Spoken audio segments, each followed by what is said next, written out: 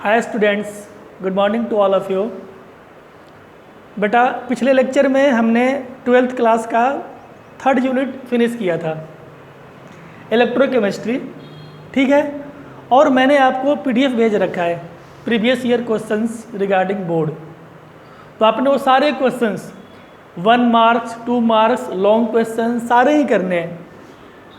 और अगर आपके डाउट्स हैं उसमें, ठीक है, तो हम लोग पर डे मतलब एक अल्टरनेट डे पे जूम पे क्लास ले रहे हैं कल से। उसमें आपका वो डाउट सेशन ही होएगा। तो मैं कल आपको इलेक्ट्रोकेमिस्ट्री का न्यूमेरिकल जो बोर्ड में आते होते हैं वो डिस्कस करेंगे हम लोग कल जूम क्लास पे, ठीक है। पर आज हम लोग नया चैप्टर शुरू करने वाले हैं, chemical kinetics. 4th unit board point of view से वेरी वेरी इंपॉर्टेंट है, इजी चैप्टर है, फिजिकल केमिस्ट्री का पार्ट है ये। सेकेंड लास्ट यूनिट होगा फिजिकल का, केमिकल काइनेटिक्स। तो हम आज स्टार्ट करेंगे यहाँ पे केमिकल काइनेटिक्स, केमिकल काइनेटिक्स।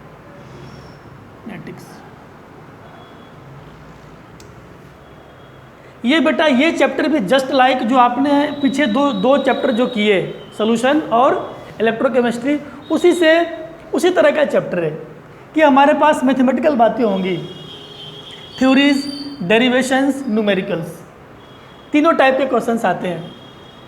तो इस चैप्टर में हम लोग स्टडी क्या करने वाले हैं कि केमिकल का मतलब जो केमिकल रिएक्शंस होते हैं हमारे पास, उसका काइनेटिक्स का मतलब स्पीड और वेलोसिटी का स्टडी। जो रिएक्शन का रेट होगा कि रिएक्शन आपका स्लो है कि फास्ट है, उसके बारे में जो ब्रांच स्टडी कराएं। काइनेटिक्स का मतलब होता है स्पीड या velocity of reaction. Chemical reaction का स्पीड का स्टडी करेंगे और उस स्पीड को, वेलोसिटी को इफेक्ट करने वाले जो कई सारे फैक्टर्स होंगे हमारे पास। जैसे आप अगर कंसंट्रेशन चेंज कर लो, ठीक है, प्रेशर, कैटलिस्ट, तो हमारा रिएक्शन का रेट इफेक्टेड होता है। तो केमिस्ट्री का वैसा ब्रांच जो रेट के साथ साथ उनको इफेक्ट करने वाले फैक्टर्स और कैसे रिएक्टेंट से बनेगा प्रोडक्ट, उसका मैकेनिज्म जो बताए, केमिस्ट्री का branch, that is known as chemical kinetics, ठीक है। तो हम लोग इसको पहले क्या करेंगे, डिफाइन करेंगे। The branch of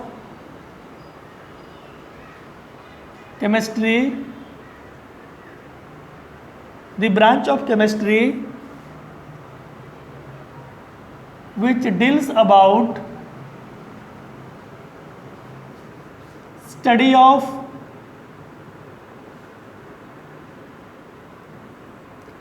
rate of chemical reaction, rate of chemical reaction, rate को बताएगा और उसको इफेक्ट करने वाले factors, comma factors affecting rate and mechanism of reaction, mechanism of reaction is known as chemical kinetics, chemical kinetics।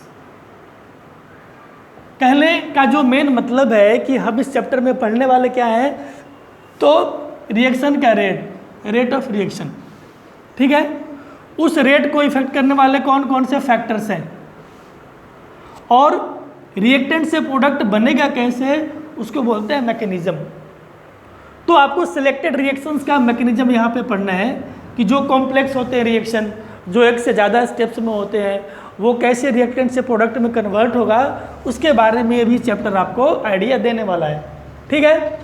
तो अब बेटा हमारे पास बात आती है कि आखिर रेट ऑफ रिएक्शन होता है क्या, what is rate of reaction, उसको पहले डिफाइन करेंगे। रेट ऑफ रिएक्शन, आर से इसको हम लोग डिनोट करते होते हैं। और इस रेट को आप ऐसे समझें कि मान लो कि हमारे पास रिएक्टेंट से प्रोडक्ट बन रहा है, ठीक है, कोई भी रिएक्टेंट आर प्रोडक्ट में टाइम के साथ चेंज हो रहा है। पर मैं आपसे बोल रहा हूँ कि जब मेरे पास टाइम 0 था, टाइम जब 0 सेकेंड था, तो इसका मैंने अमाउंट कितना लिया, 10 ग्राम लिया। हमारे पास कंटेनर में प्रोडक्ट नहीं था, केवल रिएक्टेंट था, और शुरू में ये प्रोडक्ट होगा कितना, तो 0 होगा। मुझे वही तो बनाना है प्रोडक्ट। फिर मैंने देखा कि t बराबर जब 5 सेकेंड के बाद मैंने ऑब्जर्व किया तो यह हमारा ख़त्म हो गया और ये 10 ग्राम बन गया पूरा। अब आप देखो टाइम के साथ रिएक्टेंट क्या हो गया, कम हो गया, डिक्रीज कर गया। ये क्या कर गया, डिक्रीज। और वही बात अगर प्रोडक्ट में सोचें तो 0 से 10 हो रहा है, तो ये टाइम के साथ क्या हो गया, इंक्रीज। बस इसी को तो रेट ऑफ रिएक्शन बोलते हैं कि टाइम चेंज होने के साथ रिएक्टेंट एंड प्रोडक्ट के अमाउंट में, कंसंट्रेशन में जो चेंज ऑब्जर्व होता है, that is called rate of reaction. ठीक है। और जब आपका ये 0 हो गया तो रिएक्शन बंद हो जाएगा, कंप्लीट रिएक्शन हो गया अभी ये। पर इतना फिक्स है, जब तक होगा रिएक्शन तब तक टाइम के साथ इसके भी अमाउंट में चेंज होगा, इसके भी अमाउंट में चेंज होगा। तो यूनिट टाइम में इनके कंसंट्रेशन में, इनके अमाउंट में जो चेंज ऑब्जर्व होता है, that is known as rate of reaction. ठीक है। तो हम लोग इसको बेटा डिफाइन करेंगे यहाँ पे, the change in concentration, concentration means molarity, mole पर लीटर। ठीक है। The change in concentration of reactant और product with respect to time, with respect to time is called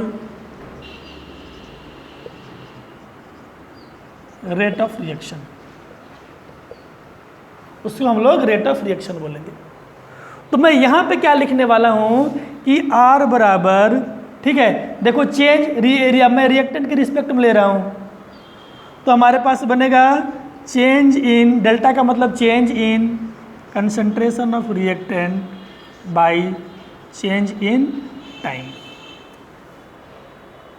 और अगर आप प्रोडक्ट के रिस्पेक्ट में लिखेंगे तो delta change in concentration of product bye change in time. अब साइन की बारी आती है, यहाँ लगाना है माइनस, यहाँ लगाना है plus.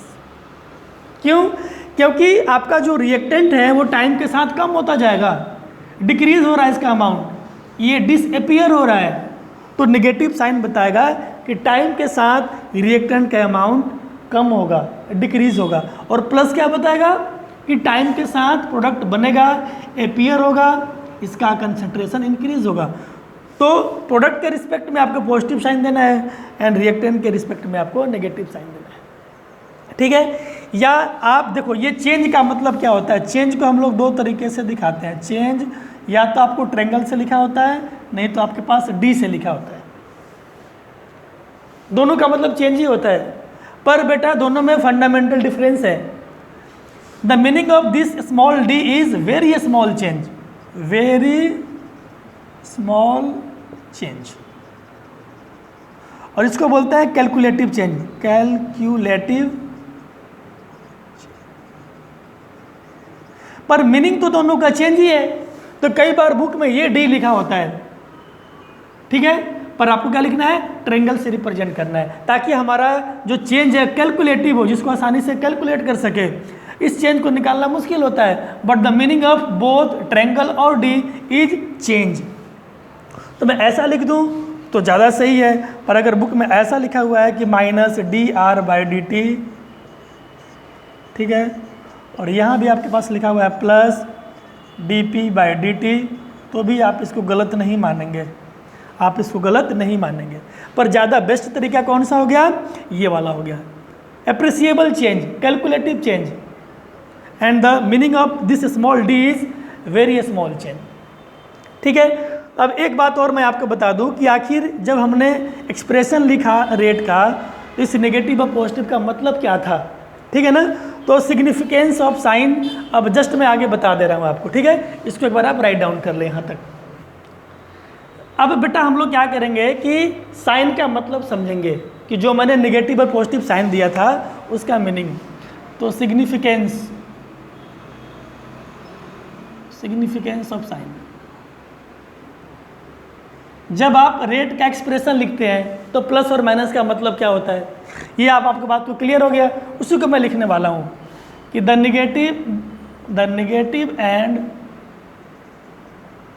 Positive sign in expression of rate of reaction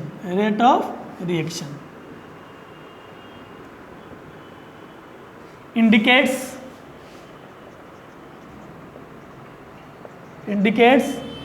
decrease and increase. ये आप ये साइन यूज कर सकते हैं। ये डिक्रीज का होता है, ये इंक्रीज का। Decrease and increase in concentration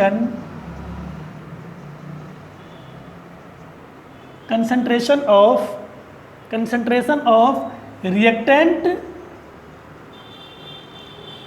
and product respectively.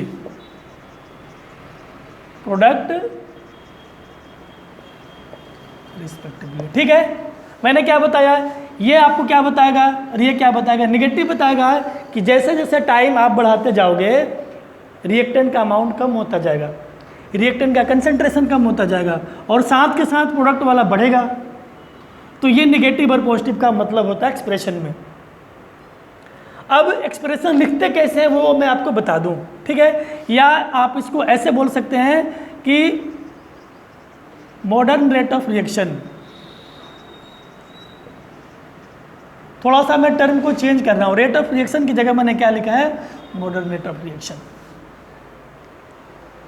तो बेटा पहले वाले का थोड़ा सा मॉडिफाई फॉर्म है, मतलब आप इसको एग्जाम्पल से ही समझे। पहले देखें, मेरे पास लिखा हुआ है N2 3H2 give rise to 2NH3।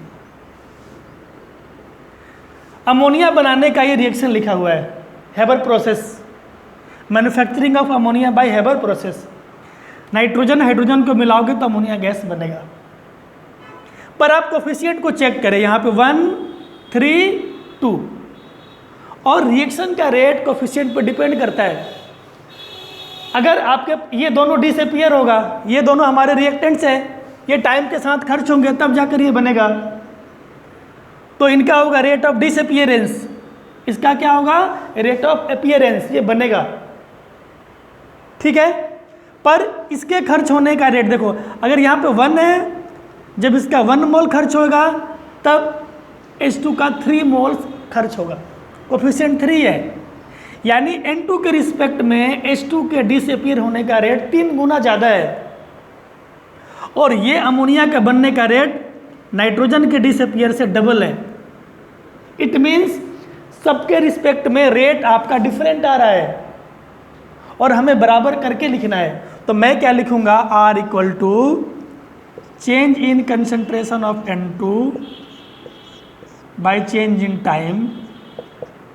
अगर इक्वल करके लिखना है तो ये 3 गुना ज़्यादा था इससे, तो आप 3 से डिवाइड कर लो ताकि बराबर हो जाए। मुझे तो बराबर करके लिखना है, ठीक है, तो मैंने 3 से क्या कर दिया, डिवाइड कर दिया। और ये बनेगा तो पॉजिटिव साइन, प्लस माइनस देना एक्सप्रेशन में एसेंशियल होता है बेटा। अगर आपने साइन नहीं दिया गलत माना जाएगा। कोफिशिएंट से डिवाइड भी करना है, 1 से डिवाइड किया, 3 से डिवाइड किया, 2 से डिवाइड किया, यहाँ पे 2 से डिवाइड करेंगे, ठीक है। तो change in concentration of ammonia bye change in time, ये हमारा इसी को बोलते हैं मॉडर्न रेट ऑफ रिएक्शन। बातें सारे पहले वाली हैं, हमने ऐड क्या कर दिया कि कोरस्पॉन्डिंग कोफिशिएंट से डिवाइड कर देंगे बस, ठीक है ना। तो जो हमें चीज़ मिलेगा that is known as modern rate of reaction. और जब भी आपको रेट लिखना, रेट का एक्सप्रेशन लिखना आता है तो आप इसी फॉर्मेट में राइट करेंगे। इसको मैं डिफाइन कर दे रहा हूँ, ठीक है। इसका डेफिनेशन कि the change in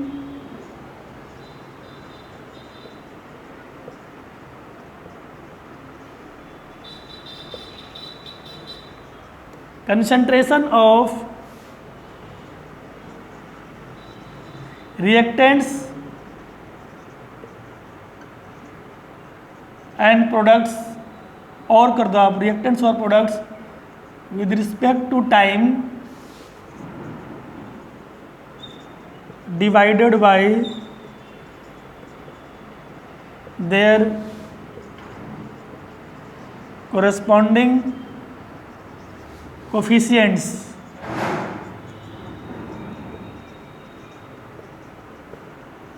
given in balanced chemical reaction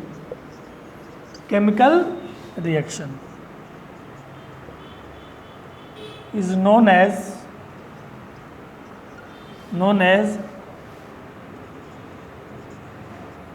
modern rate of reaction.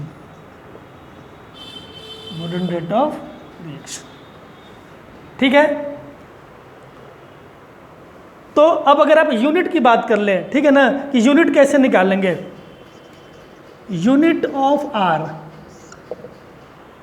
तो मैंने क्या लिखा था, आर बराबर लिखा था, मैंने आपको बताया था change in concentration of reactant bye change in time.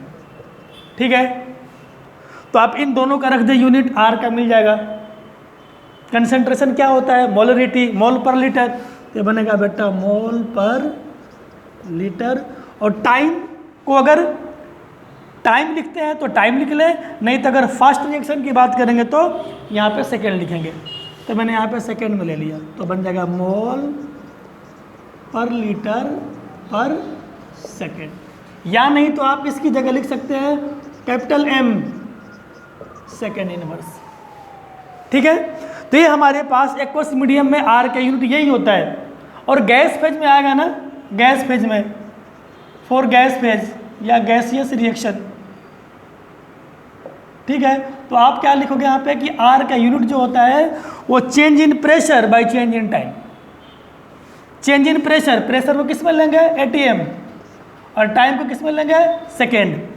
Gaseous reaction हमेशा फास्ट ही होता है, तो ये बन जाएगा एटमॉस्फेयर और सेकेंड का इनवर्स। कब, जब आपका कोई गैसियस रिएक्शन हो। और एक्वस मीडियम में कैसा, तो मोल पर लीटर पर सेकेंड। ठीक है, यहाँ तक आप बात को राइट करें। आगे हम लोग क्या करेंगे, मैं एक्सप्रेशन लिखने का कुछ एग्जाम्पल्स बताऊंगा आपको। अब हम लोग बेटा यहाँ से बात करेंगे कि आपके पास जो क्वेश्चन आता है कि रिएक्शन दिया होता है, ठीक है, आपसे पूछेगा कि रेट का एक्सप्रेशन राइट करें। तो आप देख ले यहाँ पे expression for rate of reaction, expression for rate of reaction. आपको हमेशा मॉडर्न तरीके को फॉलो करना है। आप पहला एग्जांपल देखें यहाँ पे, ठीक है, मेरे पास फर्स्ट है कि 2SO2 plus O2 give rise to 2SO3। Sulphur trioxide बनाते हैं इस तरीके से। तो मैं क्या लिखने वाला हूँ, रेट देखो मैं क्या लिखूंगा, मैं इसके रिस्पेक्ट में पहले लिख रहा हूँ, रिएक्टेंट के रिस्पेक्ट में। रिएक्टेंट में साइन क्या लगाएंगे आप, माइनस। पहले आप SO2 के रिस्पेक्ट में लिखें, तो माइनस इसे डिवाइड करेंगे 1/2 change in concentration of SO2 bye change in time. ठीक है, बराबर करके लिखोगे O2 के रिस्पेक्ट में, तो -1 से डिवाइड करोगे आप, तो change in concentration of O2 divided by change in time. और इसमें क्या लिखेंगे हम, तो प्रोडक्ट है बनेगा तो पॉजिटिव साइन, प्लस देंगे 1/2 change in concentration of SO3 bye change in time. ऐसे आपको एक्सप्रेशन राइट कर देना है। ठीक है, अगला देख लें आप, इसमें जो मैंने आपको अमोनिया वाला बता ही रखा है, पर फिर भी देख लें यहाँ से N2 + 3H2 से बन रहा था 2NH3, क्या बनेगा, R = इसमें यहाँ पे minus change in concentration of nitrogen bye change in time. ये भी माइनस होगा, 3 से डिवाइड करोगे, change in concentration of hydrogen bye change in time.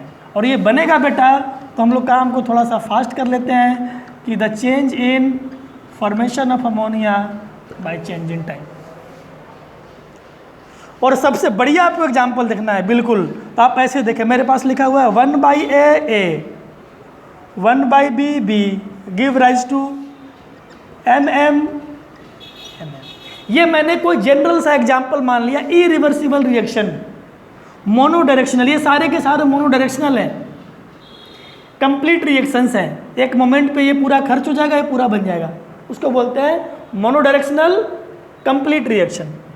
तो यहाँ पे हमारे पास बनेगा R इक्वल टू, आप इससे डिवाइड करेंगे, ये आपका कोफिशिएंट्स है, ये सारे ये हमारे कोफिशिएंट्स हैं, स्मॉल वाले और कैपिटल वाले ओरिजिनल रिएक्टेंट प्रोडक्ट्स हैं, तो ये बनेगा -1/1 ये करेंगे आप, पूरे से डिवाइड करेंगे तो A/dA/dt, ठीक है।